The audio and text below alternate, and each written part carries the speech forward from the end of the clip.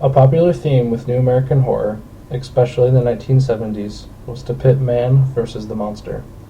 Spielberg's Jaws is the story of a monster, in this case a massive shark who is terrorizing the citizens of Amity, a small island resort town, and the three men, Police Chief Martin Brody, Fisherman Sam Quint, and oceanographer Matt Hooper, who go up against the shark with the goal to kill it and free the island of the horror it is causing. Setting up the monster in a horror film is crucial to the entire experience of the film. One of the key aspects that makes the shark so terrifying is how little is known about it initially. The first two attacks made by the shark only show the victims, leaving the shark out of sight. This allows for the shark to instill even more fear into the characters of the film as well as the audience, by relating to the primal fear in us all, which is the fear of the unknown. Often, what is imagined by the mind can cause more fear than actuality.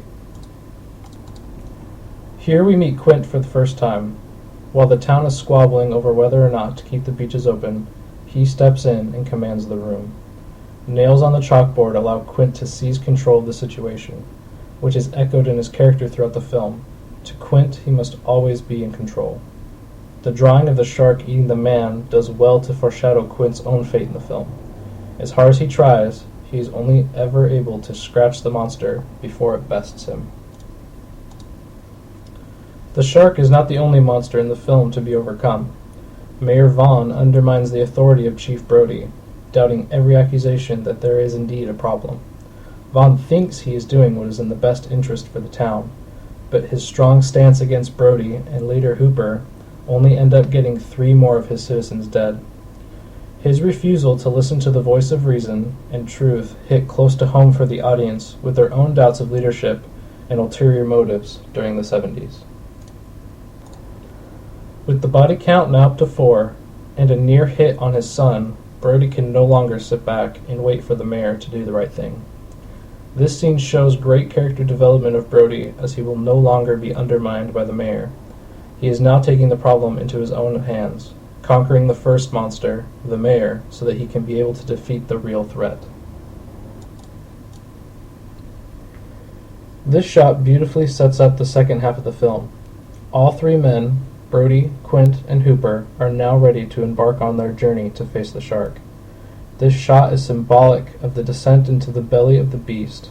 It is also, however, another literal foreshadowing of Quint's fate. There is a subplot of a struggle between Quint and Hooper.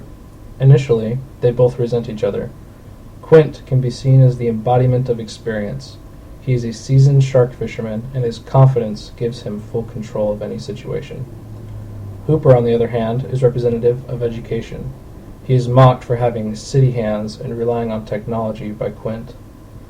This scene of comparing scars doesn't end their struggle, but it does well for them to see eye to eye. Quint learns that Hooper has some scars of his own, representing his own experience, which Quint respects. And Quint's story of the USS Indianapolis allows Hooper to understand why Quint is the way he is and does the things he does. With 3 barrels in the shark and still no results, Quint is out of options. His boat is stalled and he has nowhere to turn. His experience has not prepared him for what to do next. He has no options, and for the first time in the film, is no longer in control. He grabs a few life jackets and tosses them to Brody and Hooper.